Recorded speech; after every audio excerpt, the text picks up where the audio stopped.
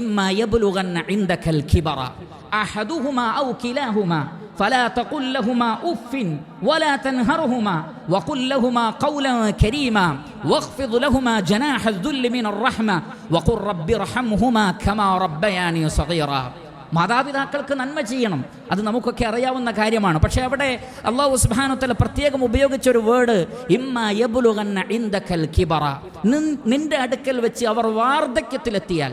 കാരണം യുവാക്കളായിട്ടുള്ള യുവത്വമുള്ള മാതാപിതാക്കൾ ഉണ്ടാകും, അതിനേക്കാളും വലിയ പരിഗണന വാർദ്ധക്യത്തിൽ നൽകണം. എന്നാൽ പലരും നേരെ തിരിച്ചാണ്. വൃദ്ധരായി കഴിഞ്ഞാൽ ഒരു ബഹുമാനവും അവർക്കില്ല, ഒരു ആദരവും അവർക്കില്ല.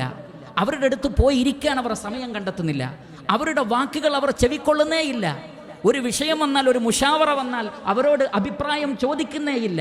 കാരണം അവർ എല്ലാം വിഡ്ഢിത്തമേ പറയുകയുള്ളൂ എന്ന് പറഞ്ഞുകൊണ്ട് പരിപൂർണമായും പ്രായം ചെന്നവരെ അവഗണിക്കുകയാണ്.